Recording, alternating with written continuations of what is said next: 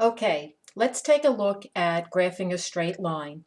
The most straightforward way to graph a straight line on the XY coordinate plane is if we're given 2 points. I think everybody's pretty comfortable with that.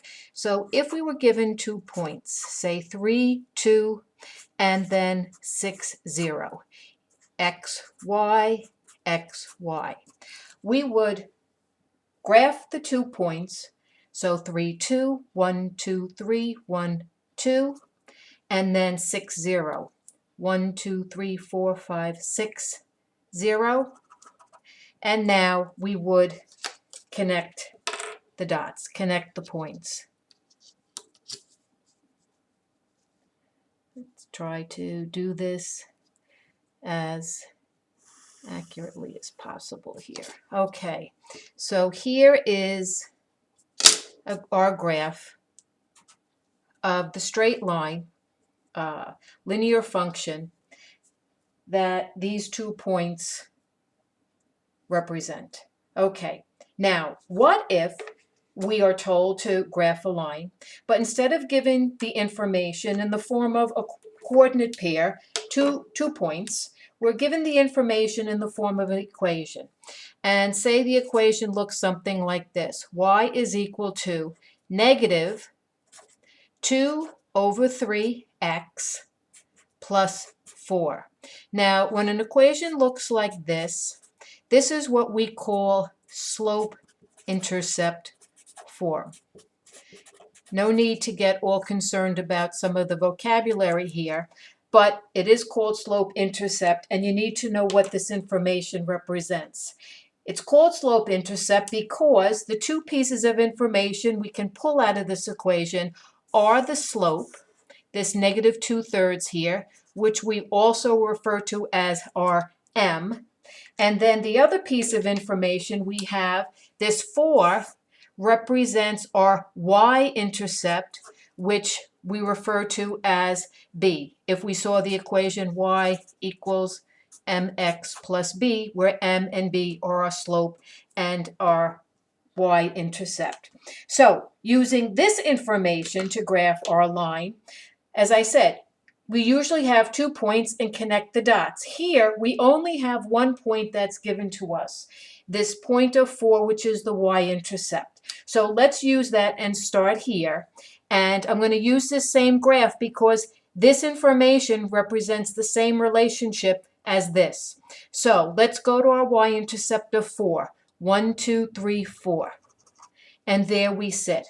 Now, we don't have another point. However, we do have information of slope, and slope tells us how do we move to the next point. Sometimes I tell students in class we call slope m because it represents a movement. I don't know if that's in any book. I think I made that up, but it's okay, it works. So now our slope is negative 2/3.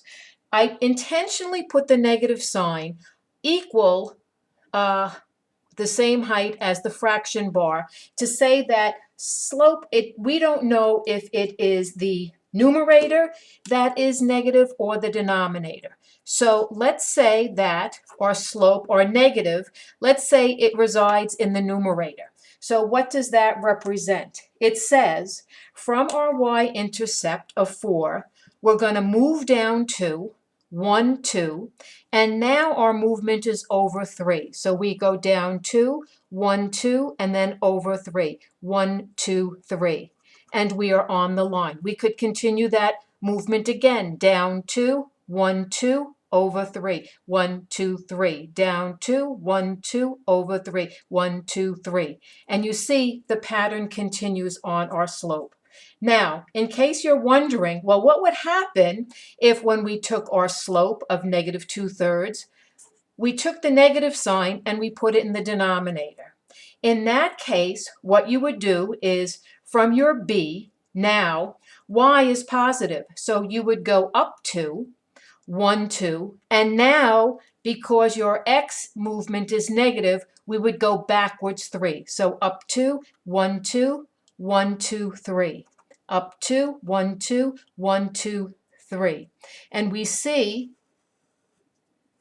our line continues. So your choice where to put that information for negative slope. Now, there is another form of a line that you might see. Again, it's going to be the same relationship, but this time our information is going to be given to us in the form of an equation that looks like this. Y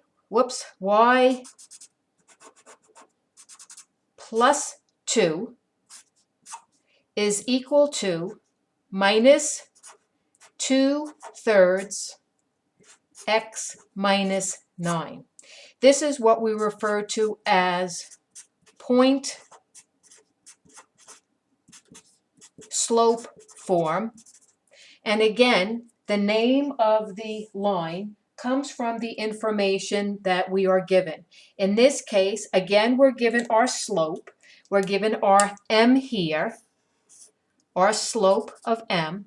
But now we're given a point, but the point we're given is not necessarily our y-intercept. It might be, but it could be any point that lies on this line.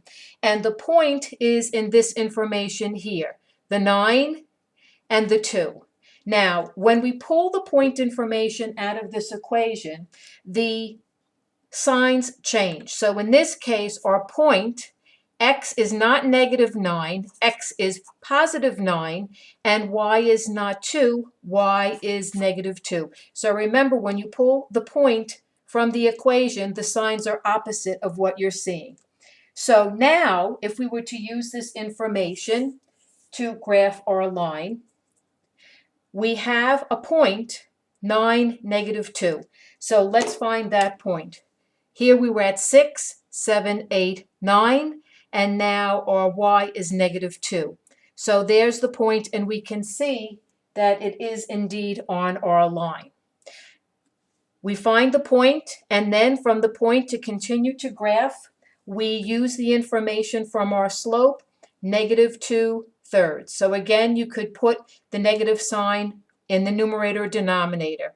If I use the slope of -2/3, the movement would be down 2, because -2, negative y movement, 1, 2, and then over 3, 1, 2, 3. And we are on, again, we're continuing to be on our straight line. If from our point 9, -2, we chose to use this form of the slope, that says go up 2, 1, 2, and now go backwards 3, 1, 2, 3. And again, we have a point that is on the line. So whether you're given the information as 2 points or in the equation form, you can always find a point to start and then either use the second point or use the slope to move to the second point for graph purposes.